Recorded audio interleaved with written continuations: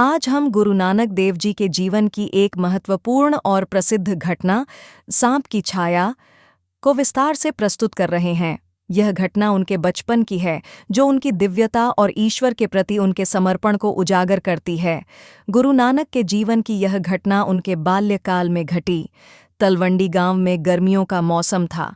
तेज धूप और उमस भरे वातावरण के कारण लोग दोपहर में अपने घरों में विश्राम कर रहे थे। गुरु नानक भी अपने दोस्तों के साथ खेल रहे थे।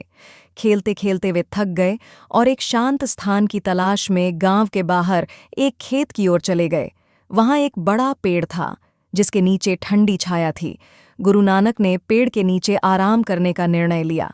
वे वहां लेट गए और कुछ ही देर में उन्हें गहरी नींद आ गई।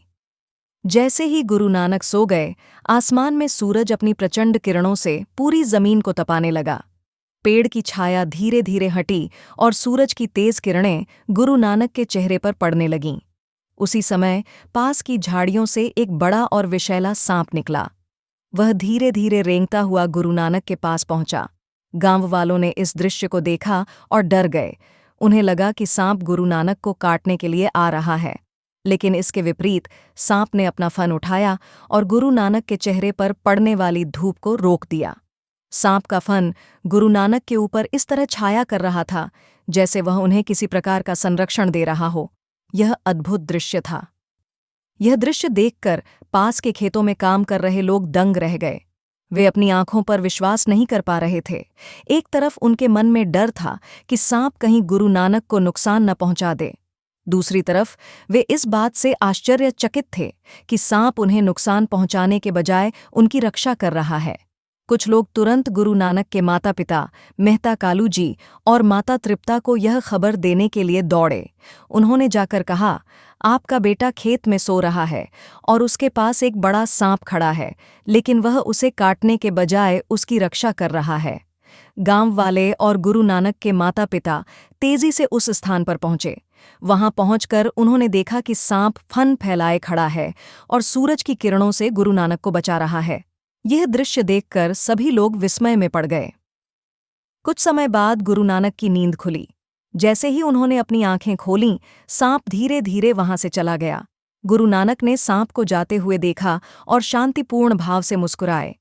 उनके चेहरे पर न तो भय का कोई चिन्ह था और न ही किसी प्रकार की चिंता। वे अपने स्वाभाविक और शांतिपूर्ण स्वरूप में उठे और गांव वालों की ओर देखा। गांव वालों ने यह दृश्य देखकर समझ लिया कि गुरु नानक कोई साधारण बालक नहीं है। उनके भीतर ईश्वरीय शक्ति और करुणा का निवास है। इस घटना के बाद गांव के लोग गुरु नानक के प्रति और अधिक श्रद्धा से भर गए। उन्हें विश्वास हो गया कि नानक देव जी को ईश्वर ने एक विशेष उद्देश्य के लिए इस धरती पर भेजा है। वे उन्हें दिव्य आत्मा मानने लगे। लोगों ने इस घटना को गांव में हर जगह सुनाया और धीरे धीरे यह घटना दूर दूर तक प्रसिद्ध हो गई।